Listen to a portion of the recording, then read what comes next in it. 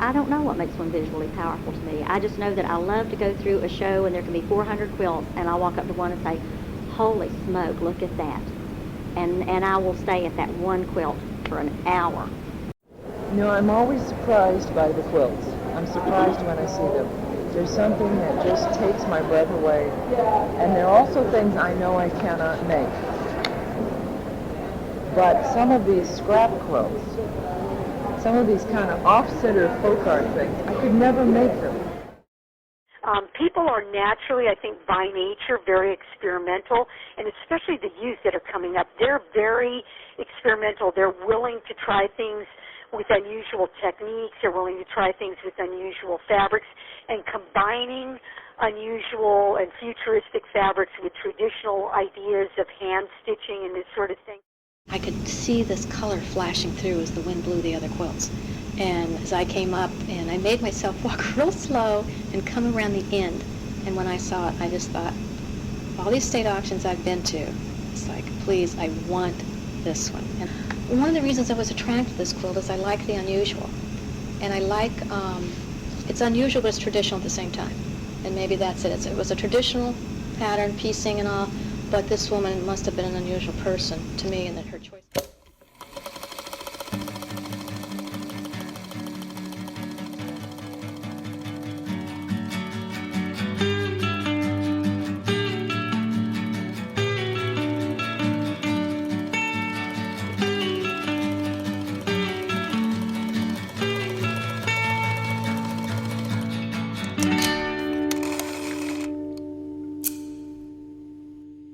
Welcome to Running Stitch, a QSOS podcast brought to you by the Quilt Alliance with generous funding from the Robert and Artist James Foundation.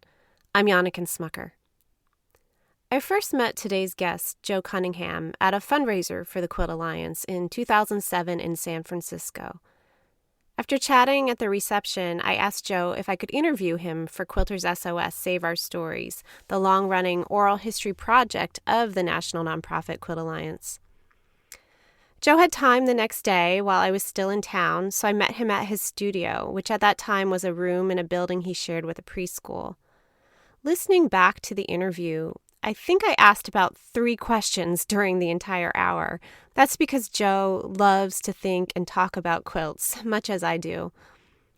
I enjoyed our conversation so much that I went back to San Francisco to interview him again for my dissertation research, and to my delight, Joe said yes when I asked him to be a guest on Running Stitch, allowing us to revisit that first conversation and extend it. Like many of you, Joe had listened to my interview with the great Barbara Brackman a few weeks ago, during which we talked about how she got started doing quilt research when she began sorting and categorizing old quilt patterns. Joe was struck because he was intrigued by this conversation, and I do encourage you to go back and listen to that episode of Running Stitch if you haven't already. In contrast to Barbara, who systematically thinks about the structure of quilts and what they share with one another, Joe is most interested in the quilts that break the rules, that are one-offs, that are, for lack of a better term, outliers. I invited Joe to discuss his ideas about outlier quilts and the quilt-making process in general. Before we listen back to a bit of Joe's 2007 interview, let me introduce the man affectionately known as Joe the Quilter. Joe Cunningham has been making quilts professionally since 1979. His quilts have been exhibited widely, and he teaches, writes, and lectures about quilts, including with his original musical production, Joe the Quilter, inspired by 19th century quiltmaker Joe Headley. He is the author of 10 books, including Men and the Art of Quiltmaking, and he's a connoisseur of quilts, new and old, having worked with quilts in one way or another for the past 40 years. Let's jump right in, listening to a clip from our 2007 interview in which Joe describes the innovativeness of 19th century quilt makers. I mean, it seems to me that 19th century quilt makers felt empowered to make quilts their own way. They were doing something so fundamentally different than what we're doing that it's hard to discern, but and it's hard to define. But they were doing something, I believe, fundamentally different. For instance, there was a great deal of randomness with 19th century quilts. The women would be making piece quilts. They would work along until they ran out of that fabric, and then they would start in with a new fabric. Well, that tells me that they had a wholly different idea of what they were trying to do. You know, women today, when they're making quilts, if they run out of, well, they wouldn't run out. You plan ahead. You got your software telling you how much yardage to get, right? But if you were making the blocks and you ran out, then you'd have to do something clever. Then, I'll use another brown, and I'll put it in the corners.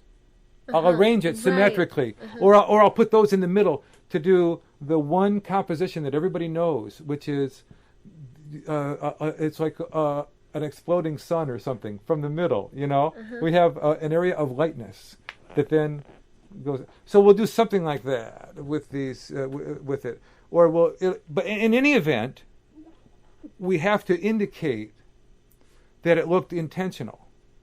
We must control every aspect of this process. We have to look like, I mean, we're artists. You can't just let things happen. You know what I mean? Where 19th century quilt makers just let things happen a lot, man. They cut borders off. The border design is going along until they're done with it, and then they cut it off. You know, you reach the end of the border. Well, now you have to resolve the corners, right? Right. And all this stuff, you have to control every aspect of it. And 19th century quilt makers, it seems to me, there was many things that they left out, that they left to chance. Lots of the great applique quilts, the majority of great applique quilts, their abilities to replicate curves, exact curves. How about the handles of baskets? Talk about the handles of baskets. So that if you see a basket quilt from the 19th century, every handle will be different, right? It's because they were doing something fundamentally different. They were putting handles on the baskets, right? Quilters now are making a pattern. And you gotta, and so you have the template and every single handle is exactly the same. Stuff like that. That's what I'm. So because otherwise, if you just put handles on the baskets, it would look like what? Like you didn't control it. And the suggestion then, I believe, maybe I'm reading too much into it, but the suggestion then is that you didn't know how to control it. And there's a lot of angst around your ability to control your process. You know, you want the quilt to lay flat. You want the quilt, the stitches on it, and everything's symmetrical, and you turn the corners evenly, and you know what I mean. So, I'm always trying to do things that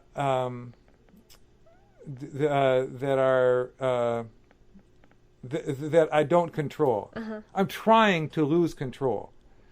I'm trying to shed control. I began my recent interview with Joe asking him how he learned to categorize quilts.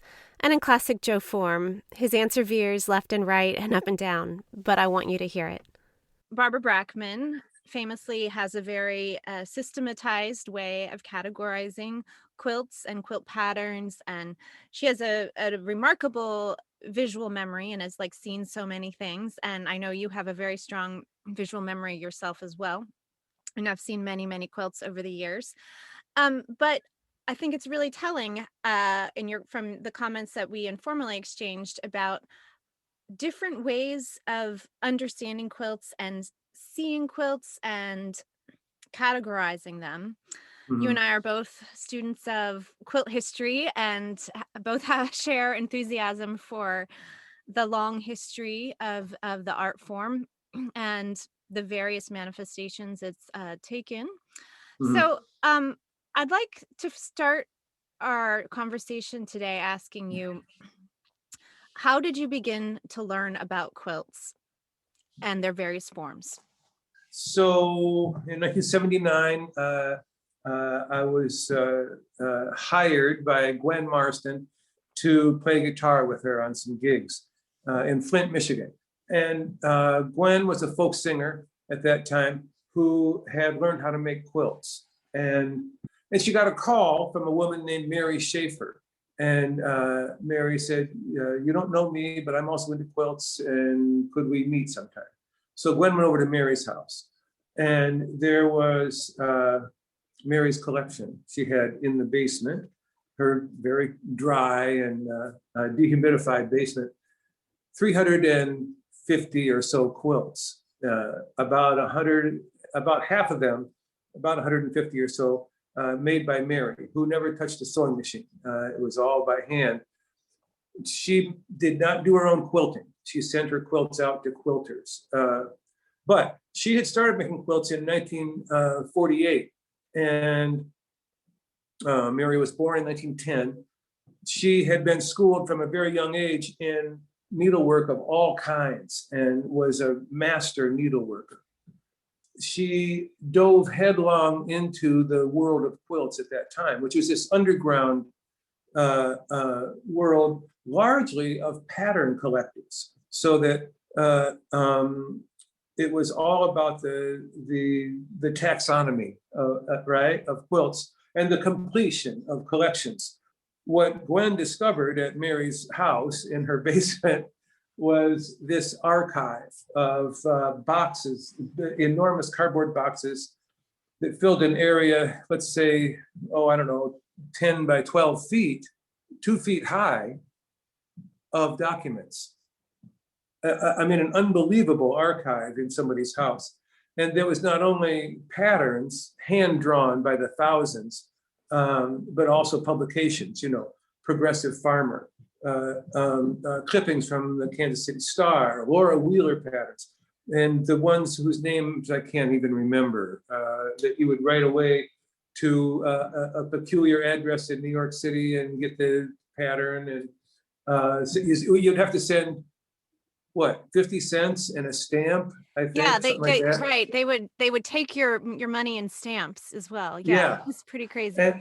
And as well as she had original Marie Webster patterns that where Marie and her assistants had cut out the patterns in tissue paper and laid them out. The whole kits that Marie sold, the kits with the tissue paper patterns, showing you 1/4 of the quilt as well, and the fabric that came with it.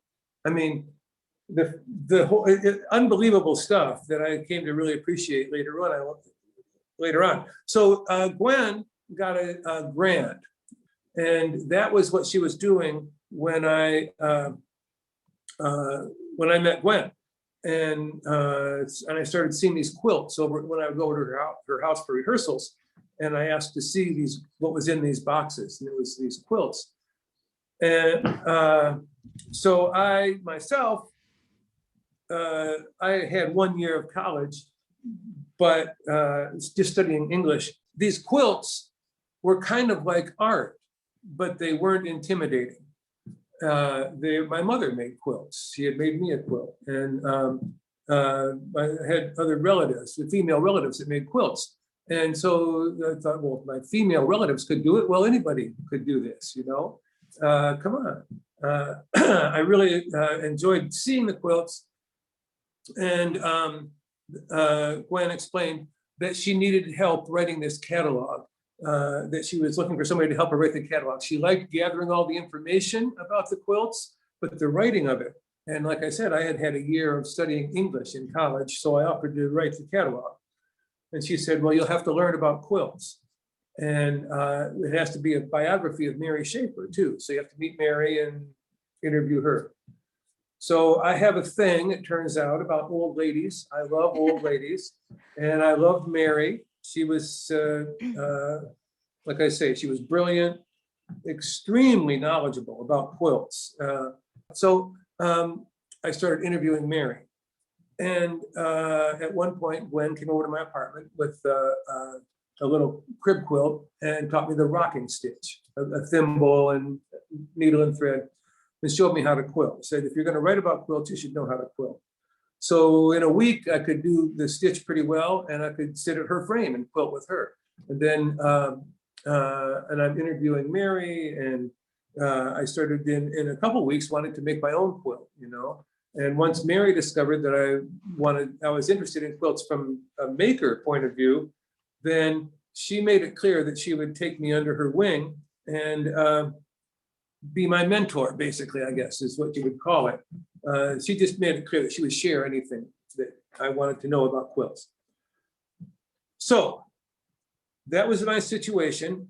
And then what Mary, the way Mary saw it was if you were going to be into quilts, you had to be a historian.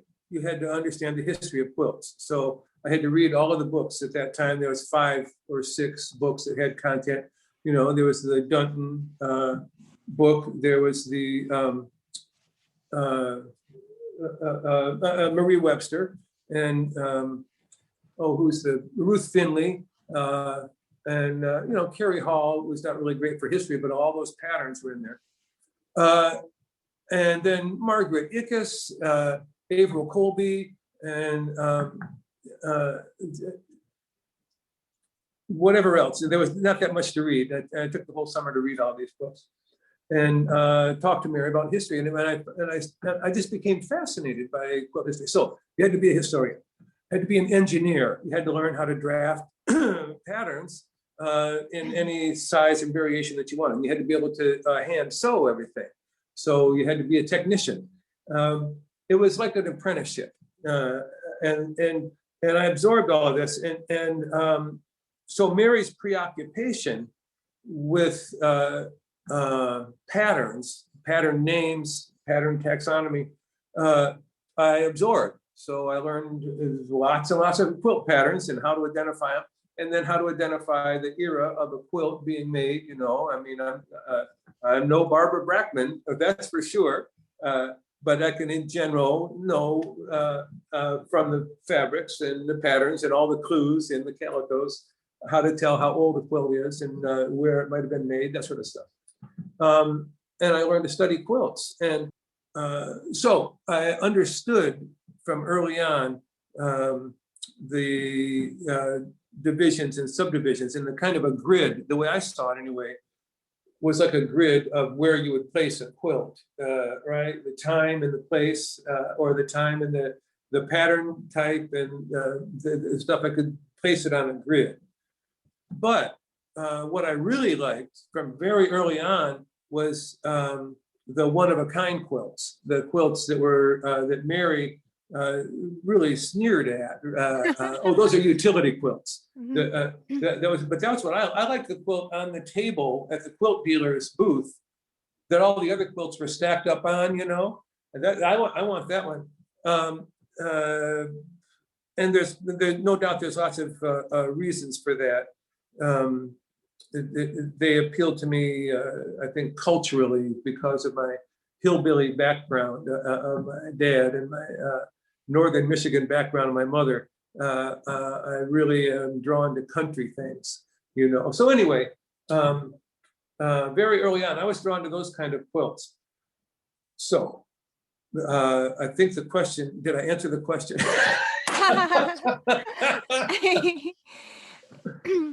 Well, I want to know more about these one-of-a-kind quilts. I mean, because these are the quilts that you can't find a quote Brackman number for in the Encyclopedia of Patterns.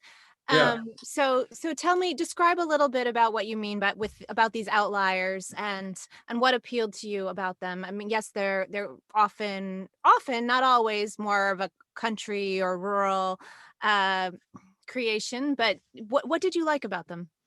Well, in retrospect, I can see exactly what I liked about them.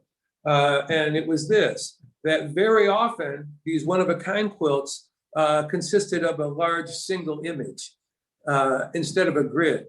And a grid made of blocks and settings for those blocks. And in that way, these outlier quilts, these one-of-a-kind quilts, were much more like a work of art than,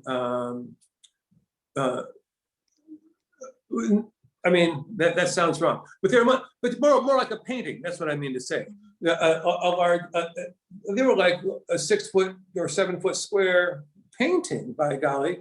And having loved and studied art all this time, I was much more drawn to that than I was drawn to a grid of blocks, right?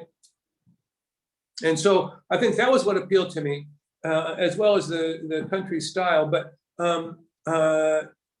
it was everything about them. That lots of times these outlier quilts that we think of, you're right, they're not always country style. There's fabulous, sophisticated ones. But so what I love, so the important thing to me about it was that they signified that the tradition of quilts contained this trap door out of the room that people thought of as the tradition. That the tradition contained the idea that you could do anything you wanted, any way you wanted to do it. It always did, for everybody.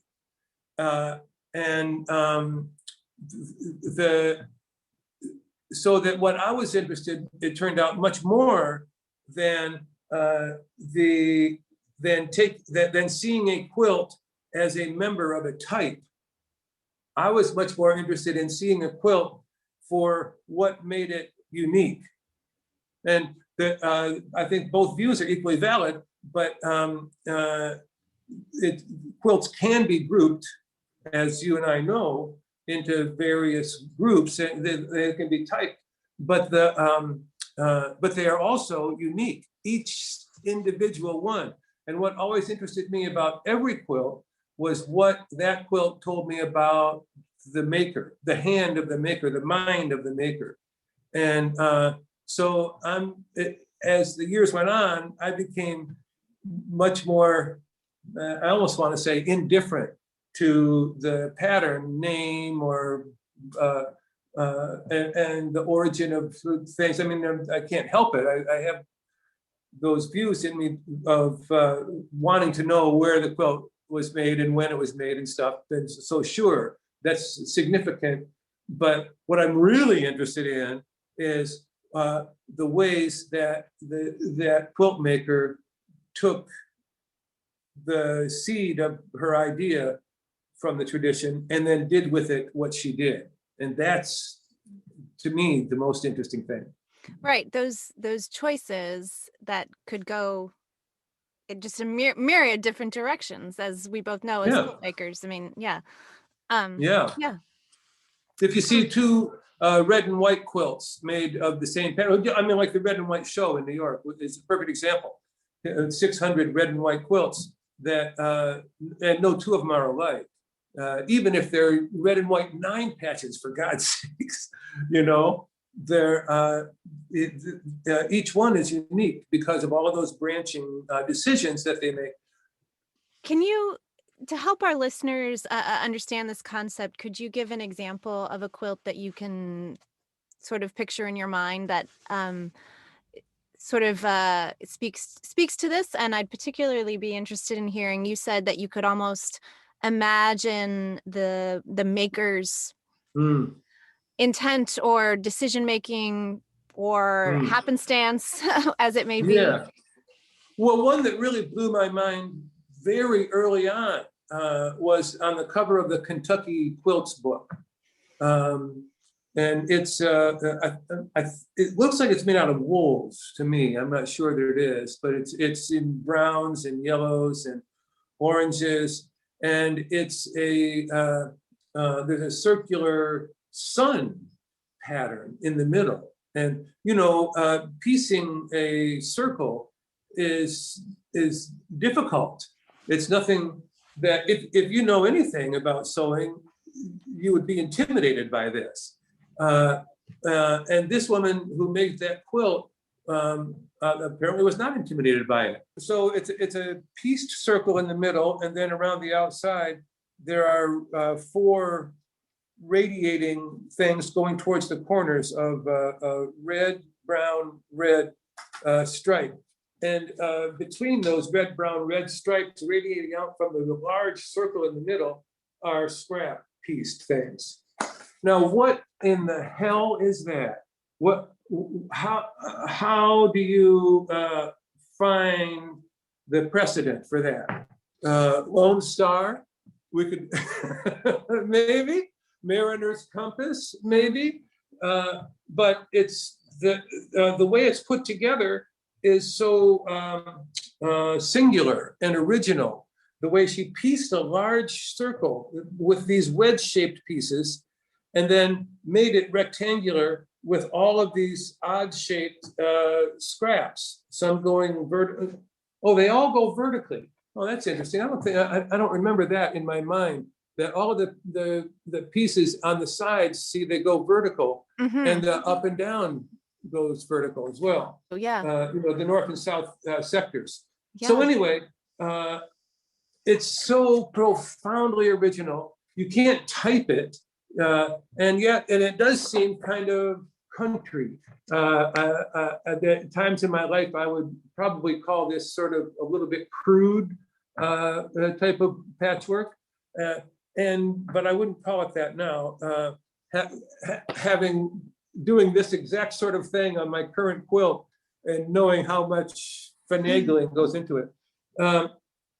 So there you go. Here's a woman who decided to make a quilt her own way.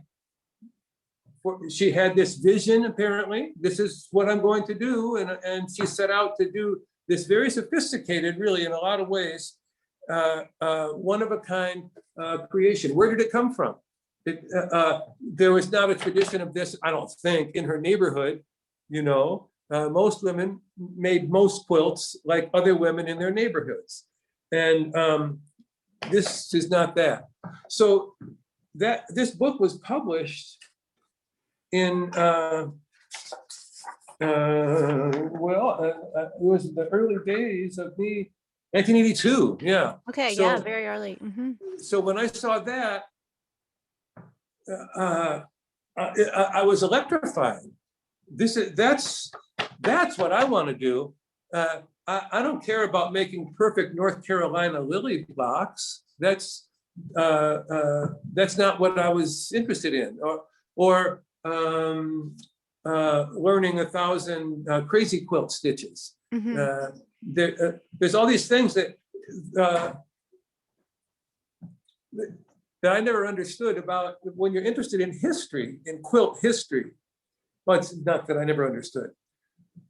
There are people who become infatuated with the idea of making replicas of great masterworks of the past. And to me, it took me a long time to come around to it because Mary Schaefer forbid the kind of experimentation that I wanted to do. But it took me a long time to come around to the idea that the replica of the past as a way of honoring the past was fine, but that to me, the monumental achievement of the women of the 19th century, the towering, fantastic pinnacle of achievement was this idea of total creative freedom, because that idea predated total creative freedom in any other art form. It didn't, it didn't happen in music until the turn of the century with the futurists and what have you. Kandinsky and John Marin in America, and these are these pioneering abstract artists didn't get going really until 1900 or a little bit later. And in literature, certainly there was, you can go to Baudelaire and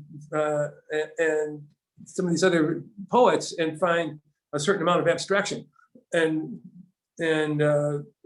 genuine creativity, genuine freedom of creation that was not bound to previous traditions and that was not bound to reality. Quilters did this abstract stuff that there's nothing like it.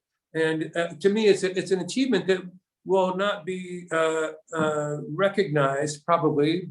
It's extra academic. And that's nobody went to art school here until much later. Well, I mean, it goes along with our devaluation of women's work in our culture. Joe also shared some thoughts on the devaluation of women's work and the role of tradition and creativity in historic quilts during our 2007 interview. Let's listen back. And then I really started looking at the tradition. And when you, like I say, when you look at old quilts, people think of old quilts as like this sort of mottled brown sort of things or something. But when you look at what's there, it's so wild and glorious, you know. And it was from really starting to collect and to study old quilts that then the ones that appealed to me were the ones that what happened was my idea of intellectual seriousness flipped. Mm-hmm. And I started thinking more like John Cage. No, you can't get any more intellectually serious than that, but also playful, you know. I started thinking of a whole different thing. So that's what happened was, at first I thought quilts were valuable insofar as they resembled art. I thought my job was to make art,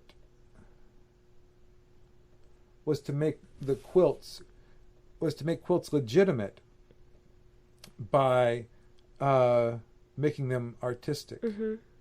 You know what I mean? Mm-hmm. At a certain point, my thinking changed because of what I actually saw in the tradition. When I realized that, oh, guess what? Guess what, dude?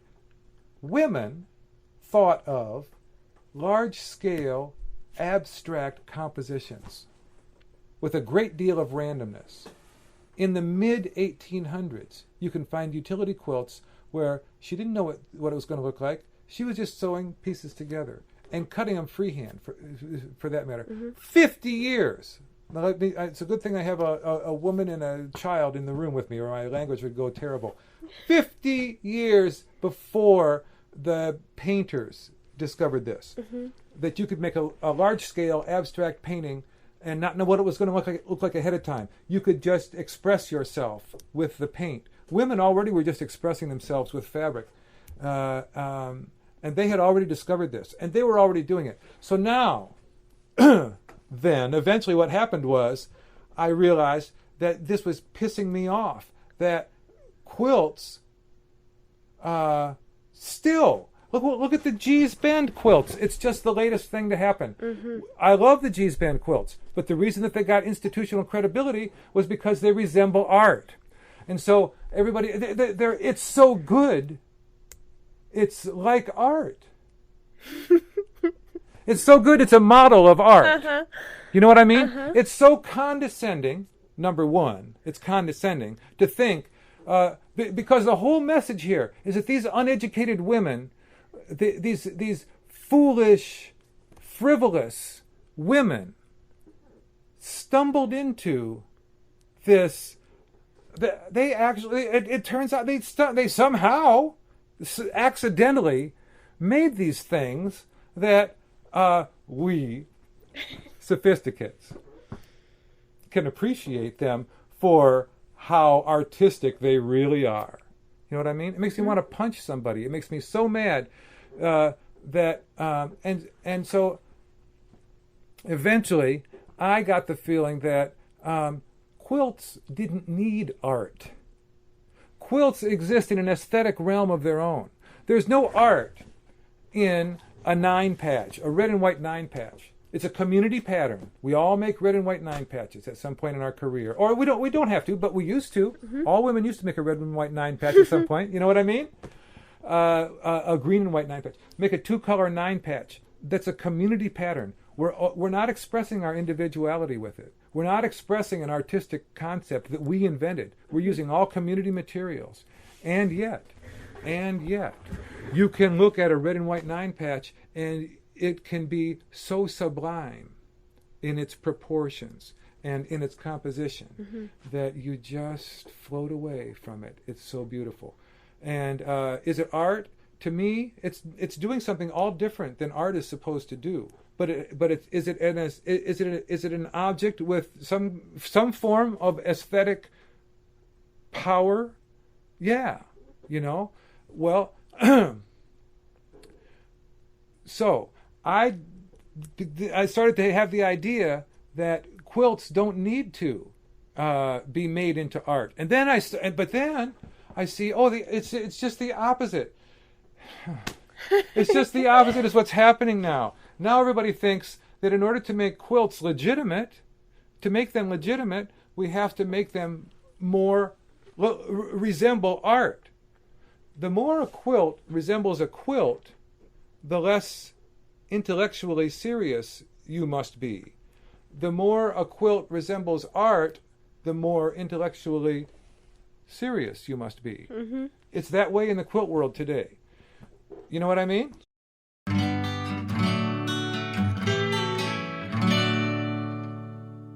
As you'll be able to see in the images and links on our episode page at quiltalliance.org/runningstitch, Joe is an innovative quilt maker himself, and his quilt making has also changed in profound ways during the years that he has been doing this professionally. I wanted to know how these ideas of tradition and order and outliers manifest themselves in his quilt making. So how do you, as a maker of quilts, apply some of these? I mean, I don't even want to call them principles because they're the opposite of principles. These ideas from what you've seen in the Maverick Outlier quilts, as well as the systematized pattern categorization that you learned from Mary Schaefer, how have you applied all of this in your own work? In retrospect, I mean, I've been doing this for 40 years. So, and when I started, I was a young man infatuated with this world because they kind of resembled art, but they weren't, right? Like I said earlier, they were not intimidating. Like art was always intimidating to even consider making. But in retrospect, I can see that making quilts was always an art project for me. It was, I never made a single quilt for either one of my sons, for instance. I've given my wife quilts, but I haven't really made one for her. You know what I mean? I make quilts for charity sometimes, but when I would go to guild meetings early on, it represented a world that was not a world that I adored. And I still do. I love going to quilt guild meetings, but it's not my world. I was doing something much different. I always sensed that. And eventually, I realized that, well, I was helped by my wife, who I showed her something one time, and she said, instead of telling me how great it was, she said, I can't wait until you stop trying to please Mary Schaefer. Wow. And I started thinking probably about 20 years ago that I started coming up with this idea that I was not replicating old quilts at that time, but I was making quilts using all traditional aesthetic materials, a lot of block quilts, medallion quilts, strippy quilts, and so on. And as a way still of honoring the 19th century quilt makers, which I thought was my job. But I started coming up with this idea that if I really wanted to honor these women, what I would do is do what they did, which was to make things my own way and not their way. Not the way of the 19th century. I would make things that looked pleasing to me. So I just shattered everything that I had ever done. I ran into this idea of using bias tape, and I made 4 quilts out of just simple horizontal lines, sort of like an Agnes Martin painting, but just horizontal lines on a piece of fabric. And then I made a couple of quilts that were just a few little squiggles on a large piece of fabric. And once I did that, I realized, okay, if you can do this and be happy with it, you can do anything.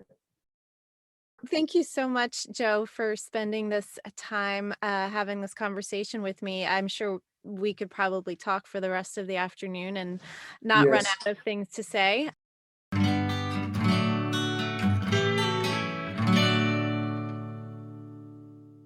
Running Stitch, a QSOS podcast, is a project of the Quilt Alliance, a member-supported national nonprofit dedicated to documenting, preserving, and sharing the stories of quilts and quilt makers. Running Stitch is hosted and written by me, Janneken Smucker, and I serve as co-producer with QSOS project manager Emma Parker, with support from Quilt Alliance Executive Director Amy Milne. This podcast is generously funded by the Robert and Artist James Foundation. QSOS oral history interviews are archived with our partners, the Louis B. Nunn Center for Oral History at the University of Kentucky Libraries and at the Library of Congress American Folklife Center. You can listen to full interviews and see photos of quilts at our website, qsos.quiltalliance.org. Running Stitch features music by Chris Eselgroth, accompanied by a singer featherweight, and Amy's Best Sewing Shears.